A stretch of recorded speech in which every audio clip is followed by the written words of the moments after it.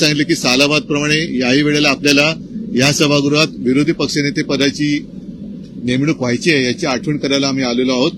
तर आपण अवश्य ती नेमणूक करावी ही विनंती करतोय. म्हणतात की प्रस्ताव विचार असं कुठलीही टंचाई नाही असं त्यांचं म्हणणं आहे. मग रांगा का दिसतायत, लोक रस्त्यावरती का दिसतायत? मी तर आपल्याच माध्यमातून मला माहिती मिळाली की मुंबईतली, फक्त मुंबईतलीच मला वाटतं 30-40% रेस्टॉरंट आता बंद झालेले आहेत किंवा होत आहेत. आणि ह्या सगळ्या गोष्टी जर सर्वसामान्य जनता होरपळत असेल आणि त्या जनतेच्या मुख्यमंत्र्यांपर्यंत हे पोचत नसेल तर त्यांच्या यंत्रणेमध्ये फार मोठा काहीतरी गलथानपणा किंवा सदोषती यंत्रणा आहे. जो जनतेचं दुःख किंवा जनतेच्या व्यथा जाणून घेत नाही किंवा जाणून सुद्धा त्या तशा नाहीच आहेत असं मानणारं मुख्यमंत्री जर का आपल्या राज्याला लाभला असेल तर कठीण आहे राज्याचं. भेट घेतली, पक्ष कार्यालय नाहीये आता असंच म्हणावं लागतं कारण हे नवीन सरकार आल्यानंतर हे कितवं अधिवेशन आहे काय असेल ते त्याच्याप्रमाणे जसं एखाद्या गोष्टीचं आमंत्रण देतात त्याच्याप्रमाणे सालाबादप्रमाणे यंदाही विरोधी पक्ष नेते दोन्ही सभागृहात नाही तर दोन्ही सभागृहात खास करून मी आज विधानसभा अध्यक्षांची भेट घेतली माझ्या सहकारी आमदारांसोबत आणि हेच सांगितले की सालाबादप्रमाणे याही वेळेला आपल्याला या सभागृहात विरोधी पक्षनेते पदाची नेमणूक व्हायची आहे याची आठवण करायला आम्ही आलेलो आहोत. तर आपण अवश्य ती नेमणूक करावी ही विनंती करतोय. म्हणतात की प्रस्ताव विचाराधीन आहे. म्हणूनच म्हटलं ना की सालाबादप्रमाणे या प्रकारे आपण बघतो गॅस टंचाई महाराष्ट्रामध्ये विविध ठिकाणी पाहायला मिळते. मुख्यमंत्र्यांनी काल सांगितले की विरोधक चुकीचा नेरेटिव्ह पसरतात किंवा या सगळ्यामध्ये भर घालतात. म्हणजे काय नेमकं करतायत? असं कुठलीही टंचाई नाही असं त्यांचं म्हणणं आहे. मग रांगा का दिसतायत, लोक रस्त्यावरती का दिसतायत? मी तर आपल्याच माध्यमातून मला माहिती मिळाली की मुंबईतली, फक्त मुंबईतलीच मला वाटतं 30-40% रेस्टॉरंट आता बंद झालेले आहेत किंवा होत आहेत. आणि ह्या सगळ्या गोष्टी जर सर्वसामान्य जनता होरपळत असेल आणि त्या जनतेच्या मुख्यमंत्र्यांपर्यंत हे पोचत नसेल तर त्यांच्या यंत्रणेमध्ये फार मोठा काहीतरी गलथानपणा किंवा सदोषती यंत्रणा आहे. जो जनतेचं दुःख किंवा जनतेच्या व्यथा जाणून घेत नाही किंवा जाणून सुद्धा त्या तशा नाहीच आहेत असं मानणारं मुख्यमंत्री जर का आपल्या राज्याला लाभला असेल तर कठीण आहे राज्याचं. सर्वपक्षीय बैठक या सगळ्या संदर्भात बोलवावी असं सूर्य म्हणतात. मला असं वाटतं की या सगळ्यामध्ये नाही, सर्वपक्षीय बैठकी बोलवण्यापेक्षा मला असं म्हणायचंय की शेवटी टंचाई आणि महागाई याच्यात फरक आहे. टंचाई ही टंचाई असते पण महागाई किंमत का वाढते, किमती का वाढतायत? बरं, दुसरी गोष्ट जसं आपल्या पंतप्रधानांनी तो गॅस निर्मितीचा एक प्रकल्प सांगितला होता तोही प्रयोग लोकांनी करून पाहिलेला आहे. तर तोही म्हणजे असं काही नाही की नुसती टीका करतायत, तर जे पंतप्रधान सांगतायत ते तो सुद्धा प्रयोग करून पाहिलाय लोकांनी. सरकारच्या अनिवासी आणि त्यातून समाज कल्याण विभागाचे पैसे अगोदर लाडक्या बहिणीसाठी दिले होते, आता नमो कृषी सन्मान योजनेसाठी मिळत जात आहे. तरी एससी आणि एसटी विभागाचा जो पैसा आहे तो दुसरीकडे वापरला नाही. एकूणच सगळ्या जनतेने आता जर का मी म्हणून जर का म्हणतो कोणाच्या डोळ्यावर पट्टी बांधली गेली असेल तर ती पट्टी काढून उघड्या डोळ्यांनी हे सरकार कसं फसवणूक करत आहे ते त्यांनी लक्षात घेऊन सरकारला आता जाब विचारला पाहिजे. नेमकं काय झालं की जवळपास सगळ्या निवडणुका झालेल्या आहेत, काही जिल्ह्यातल्या राहिल्या असतील पण जिथे निवडणुका राहिल्यात तिथल्या तरी जनतेने याबद्दल जागा होऊन सरकारला त्याची जागा दाखवली पाहिजे. गॅस टंचाई असेल, महागाई असेल, शिवसेना किंवा महिला आघाडी हिरेनीने रस्त्यावरती उतरून निषेध करताना पाहायला मिळतं, ते आक्रमक होऊन पाहायला मिळतं. इतक्या आता अडीअडचणी असताना शिवसेनेकडून तुलनेने काही फक्त शिवसेनेनेच उतरावं अशी अपेक्षा आहे का? सगळ्यांनी उतरलं पाहिजे. शिवसेना ज्यांच्यासाठी उतरते जनतेने सुद्धा आमच्यासोबत उतरलं पाहिजे. शिवसेना तर सदैव लढणारीच संघटना आहे. शिवसेना ही सदैव जनतेच्या हक्कासाठी आणि त्यांच्या व्यथांसाठी, ज्यांच्यापासून व्यथा निर्माण होत आहेत त्यांच्या विरुद्ध लढण्यासाठी शिवसेना नेहमीच तत्पर आहेच. आम्ही आंदोलनही करू. मात्र ज्यांच्या हातामध्ये सरकार आहे ते सरकार याबाबत नेमकं काय करणार आहे, युद्धाच्या बाबतीत नेमकं काय परिणाम होत आहेत, काय दुष्परिणाम होत आहेत हे पंतप्रधान कधीतरी आम्हाला सांगणार आहेत की नाही? चला आणलं गेलंय नाही,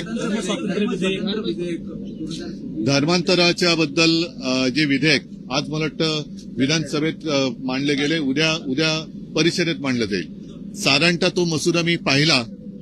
धर्म स्वातंत्र्य हे प्रत्येकाला असलंच पाहिजे.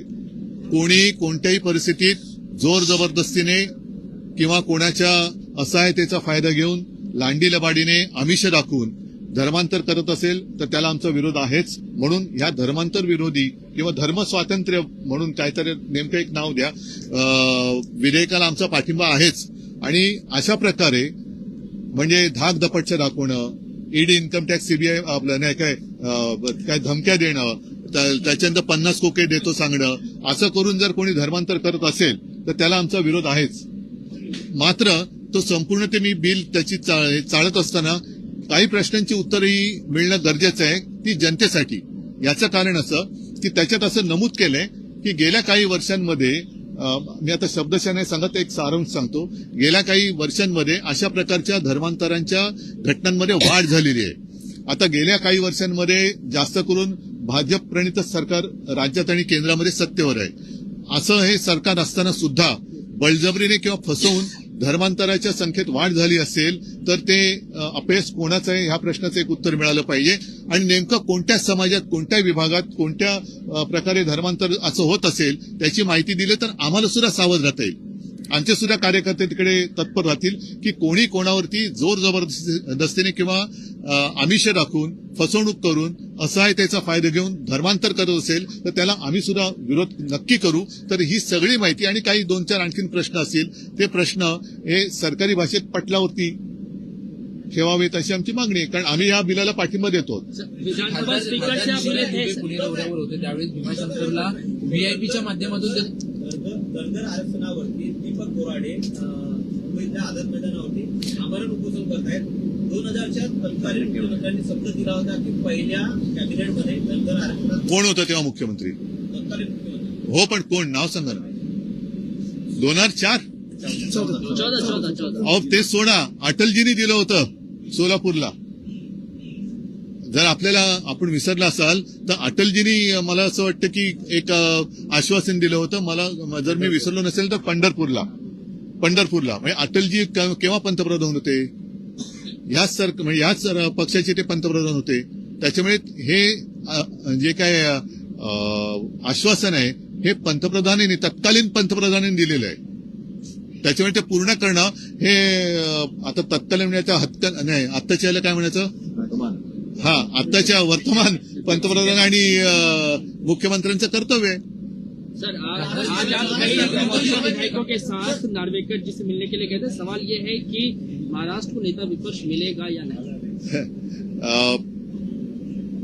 दोनों जो सदन है शायद इतिहास में पहली बार ऐसे हम अनुभव कर रहे हैं कि दोनों सदन के लिए विपक्ष के नेता नहीं है.